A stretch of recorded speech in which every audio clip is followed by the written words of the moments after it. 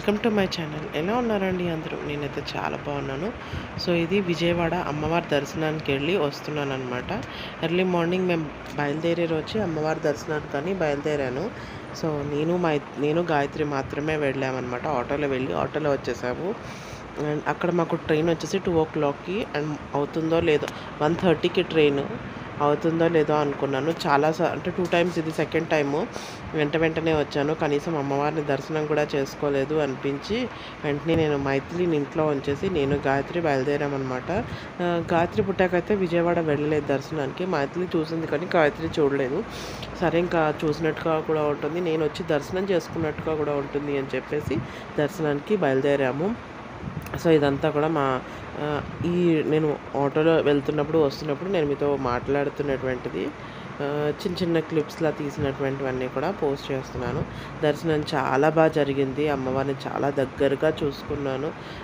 And చాలా బాగా జరిగింది. దాని తర్వాత మేము వచ్చి జస్ట్ ఇలా బ్యాగ్ తీసుకొని మళ్ళీ ట్రైన్కి వచ్చేసామన్నమాట. అంత టైం ఉండింది నాకు, అంత కొంచెం టైం ఉండింది. ఆ రోజు లంచ్ కూడా చేయలేదు. గవ్వ కొంచెం ప్రసాదాలు అయితే ఎక్కువ తెచ్చుకున్నాను, ఉంటాయి కదా పిల్లలతో కదా అని చెప్పేసి. పులిహోర, లాడు అలాంటివి తెచ్చాను. చక్కెర పొంగల్ తెచ్చాను, నేను తినలేదు. సో నేను అంత ఎక్కువ స్వీట్ తినను కదా అని చెప్పేసి అది మా ఆయనకి ఇచ్చేసి పులిహోరలు అవి పెట్టేసుకొని మేము వెంటనే ఇలా ట్రైన్ కూడా ఎలా ఉండిందంటే మేము జస్ట్ స్టేషన్లో ఎంటర్ అయ్యాము, ట్రైన్ ప్లాట్ఫామ్ మీద ఉంది. సో ఇంకా మేము ఒక 10-15 మినిట్స్ లేట్ అయి ఉంటే ట్రైన్ కూడా వెళ్ళిపోయేది అనమాట, మిస్ అయ్యేది. ఆ టైప్లో ఉండింది. సో వెళ్ళాము, ట్రైన్ ఎక్కేసాం. బట్ పిల్లలతోటి జర్నీ అనేటటువంటిది నాకు చాలా ఇబ్బంది అయింది. నేను యాక్చువల్గా లాస్ట్ టైం అంటే ఫస్ట్ టైం విజయవాడ వచ్చి వెళ్ళేటప్పుడు బస్సులో వెళ్ళాను.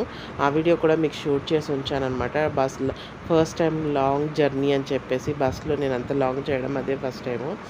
సో అక్కడ అంత ఇబ్బంది అనిపించలేదు, కానీ ఈ సెకండ్ టైం వచ్చినప్పుడు ఇబ్బంది పడ్డాను. నేను మళ్ళీ వెళ్ళేటప్పుడు కూడా ఇబ్బంది పడ్డాను అనమాట. వెళ్ళేటప్పుడు కూడా చాలా ఇబ్బంది పడ్డాను. పిల్లలు పడుకోలేదు, ఆడారు. ఇంకా నాకు చాలా దగ్గర నుంచి ఇద్దరితోటి ఇబ్బంది అనేది చాలా పడ్డాను అనమాట. ఈవెన్ వాష్రూమ్కి కూడా వెళ్ళడానికి చాలా ఇబ్బంది అయ్యింది.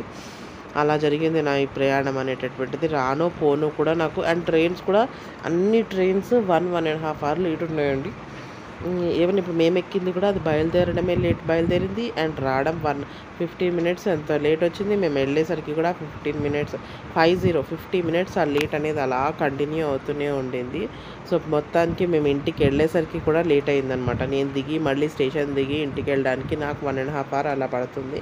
నేను ఆ రోజు మొత్తానికి ఇంటికి చేరేసరికి 11 అయ్యింది. 8:30కి దిగాను, 8:50కి దిగాను.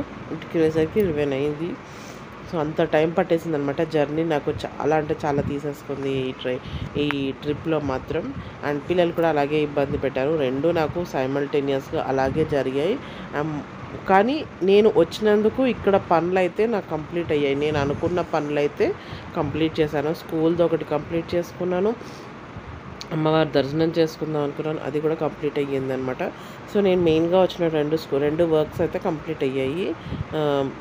రాను పోను వచ్చిన ఇబ్బంది పడ్డ వర్క్స్ అయితే కంప్లీట్ అయ్యాయి. సాటిస్ఫాక్షన్ తోటి రిటర్న్ అవుతున్నాను.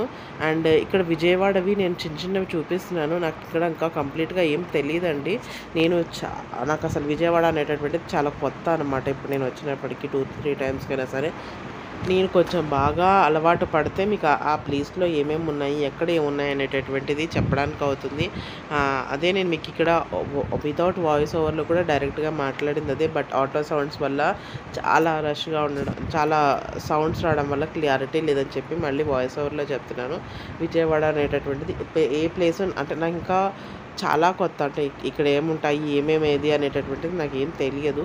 బట్ ఈవెంతో నేను ముందు నేను వచ్చినటువంటి దేనికి పర్పస్కి వచ్చాను ఏంటి అనేటటువంటివి చిన్న చూపించేటప్పుడే మీకు చెప్పేస్తున్నాను అనమాట. సో ఇదండి ఇవాల్టి వీడియో. మరి మీ అందరికీ నచ్చింది అనుకుంటున్నాను. నచ్చితే లైక్ చేయండి, షేర్ చేయండి. తప్పకుండా నా ఛానల్ని బెల్తో సబ్స్క్రైబ్ చేసుకోండి.